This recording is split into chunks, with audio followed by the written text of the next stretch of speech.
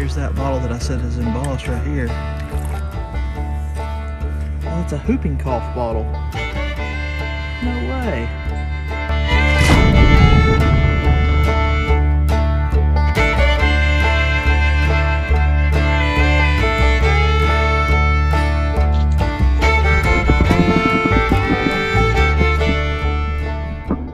What is up, guys, and welcome back to Adventure Archaeology. If you're new to the channel, my name is Brandon, and we search for history of all kinds. Today we're out searching a local river for antique bottles, some that can be worth into the thousands of dollars. So hang in there and let's go see what we can find. This water is crystal clear. Has been for the last couple of weeks. Somebody asked me if I could put a filter on the camera to make it polarized, and yes, you can. I think Exploring Alabama uses one. I'm gonna have to do some research and see if I can find me, or talk to him and see if I can find me one of those to put on this camera where y'all can see a little bit better because of the reflection. But it is just so clear. I just can't even explain to y'all how clear it is. It's deep right here too. I may strike out today. I saw some other prints on the side of the bank back there, which makes me think that somebody has beat me to this spot. If they did, that's okay. I hope they found something wonderful. That's part of these public spots. Nobody actually owns the area, so it's free range for everybody. It's kind of how it works. Now, just because it's free range doesn't mean that I'm going to broadcast exactly where I'm at, but for the local guys, they usually have a general idea. So they kind of will see somebody find something good on video and run right behind them to try to find it. Find some more that they left behind. I'd like to think that I'm pretty good at not leaving stuff behind though. I'd like to think that. I use my unfair advantage of being kind of tall with longer waders to get into the really deep pockets that people that are shorter or that don't have waders can't get into. That swamp root bottle last year, or last week, not last year, is a good example of something that would not have been found by somebody that wasn't over 6 foot tall. Give y'all a little bit of a upward look. I know the camera's always facing the water, but a lot of times that's because there's recognizable landmarks. And like I said, I don't want to make my competition any worse than what it already is. But look at that sun just glistening off the water. That's what makes this so enjoyable. Get away from the hustle and bustle and out into nature. Just pick this circle slug pioneer up. It's got a flash right here, so it's not good for a drinking glass. That's a good sign though. Whoever it was that was here walked right over top of it. It was kind of buried up underneath that beer can. So there again, never underestimate your own skill set. Just because somebody else has been there doesn't mean that they didn't miss something. Nice little cream jar from the 20s, more than likely. Looks like it's been in here a good while. Is it gonna be broken?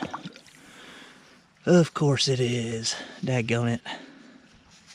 Looks like it'd have been a nice early one too. Nope, it would have been a Pat D. That still sucks. Getting closer to some bottles though. Alright, I've got a nice little cache of bottles right here. Let's see. Oh, the first one is a modern Diamond Coke. Thought that it was going to be something fantastic. I see a Try Me and one other back there. I've got to work my way up under this bush to get to them. Then I see a medicine bottle back up there a little bit further. Let's see what I can grab. I have to use my grabber for that one. It's a little bit deeper. Bingo. Set it over here where it's shallower. There's another bottle. Set it where I can grab it and look at it. This one right here is definitely a Try Me from Birmingham. Take that one. Now then, there's another little bottle right there. It's embossed. I can see it from the top. Let me shake all of the water out of this where I can put it under my arm. There's a lot of bottles in here, guys. That's a modern beer. Here's that bottle that I said is embossed right here.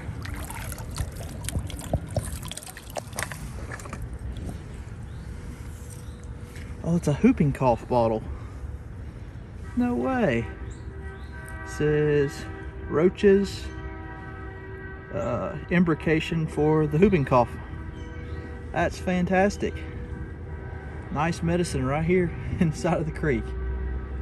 So between that and Try Me, I'm off to a good start. Hoping that I can find a lot more though. Check that out though. Got a little bitty lip chip up there, but that's not too bad. That'll clean up nicely.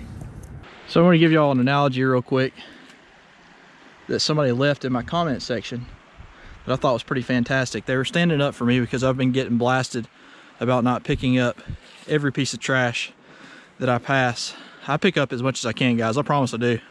There's only so much you can carry, especially when you're miles and miles and miles down a creek with a single backpack. You can see the tires and the cushions and the plastic. There's only so much I can do. But the analogy that was presented, which I thought was a fantastic one, is how many people have actually drove down the road and at some point in time passed by a piece of trash. For instance, I'm going to take this out. I don't want anybody to stand on that. It's shaped where it would go right into your foot. So if you've ever driven your car down the road and passed a bag of McDonald's or a beer can or something like that, you're no better than I am. You're not. I don't care what you think, but you're not. It's very frustrating, and I try not to get on the negative side, and I know I've said something about 2 or 3 weeks in a row now, and I guess it's just something I'm going to have to get used to the bigger the channel gets. But the amount of people, even had a guy said that he was going to call the police on me because I was littering, because I was not picking things up, that what I saw was actually my responsibility once I saw it. And I was like, man, you know, he said, that blew me away, guys. It really did. I was like, man, you got to be kidding me. I don't know what these people are thinking, guys. There's a golf ball. EA would like that. Like that, we're gonna take that out of here. That tire, we're not. Anyways, this sandbar has changed tremendously since the last time that I was here, which means that there should be some bottles down here. And I don't see, but see, there's a footprint right here. It's possible somebody was here already, but I'm going to gamble that my skills are better than whoever was here, or at least that my eyesight is better. We'll see here shortly. There's a bottle right here.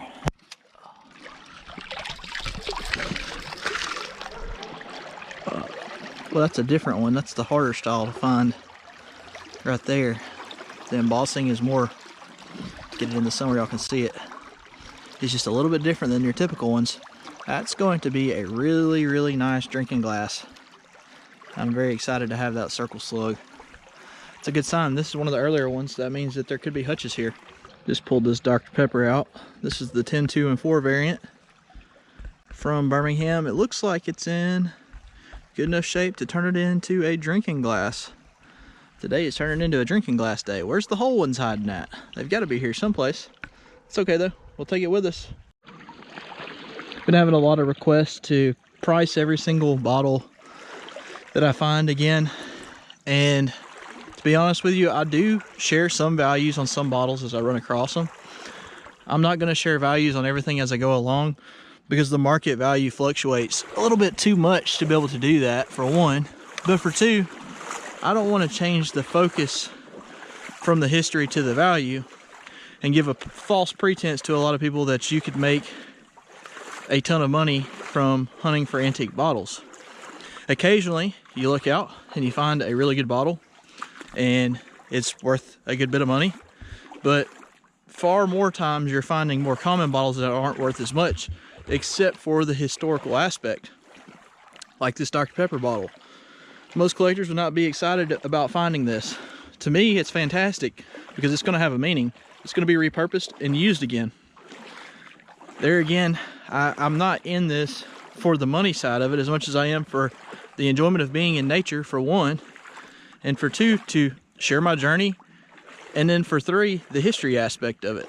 So as far as values go, I'll sprinkle them in, but I'll never make my videos entirely about monetary value. Look at this one, guys. I just picked up out of the bottom. Dadeville Bottling Works, Dadeville, Alabama. And I'm pretty confident I've never seen one of these, and if they're around, they're pretty daggum rare. Have to make some phone calls and see. That's a fantastic bottle. Too bad it's broken. If there's one piece though, there definitely could be more. Another broken Swirl Chero. This one is going to be from Columbus, Georgia, which is, if I'm correct, I'm pretty sure I am, where Chero originated. I can't remember. I'll have to go back and look at my research. That's going to be a fantastic drinking glass though. It can be cut right there below that. Going to have a really cool look to it, without a doubt. Just got a nice little slick flask. Sometimes these had medicine in them, sometimes they had whiskey. Back then you couldn't tell the difference between medicine and whiskey because they both had alcohol in them. I believe, honestly, people probably bought medicine back then just so they would have a bit of alcohol right around prohibition. So, pretty neat little bottle. It'll clean up nice, and I've been stacking these flasks up. I've had a few people ask for them. I'll probably start selling them in groups of 4 or 5 just because I have so many of them now.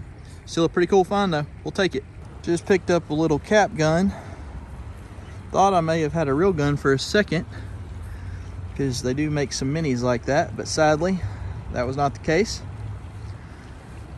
Right here next to a bridge too. Probably some kids playing and come right down the creek bank right there and toss it in at some point. That's okay though. I'll take it out of here and get it out of the creek anyways. All right guys, thanks for tagging along today. This is what we ended up with. We got the Try Me, Pat D, the Dadeville that was broken, the Chero, the Pioneer, the Dr. Pepper, and probably the find of the day is going to be that imbrication for the whooping cough.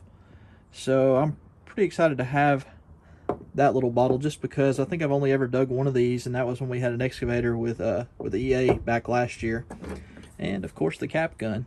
So I feel like I did my part today. I got a few drinking glasses, and I did get some trash out of the creek, or you know, what some people consider trash.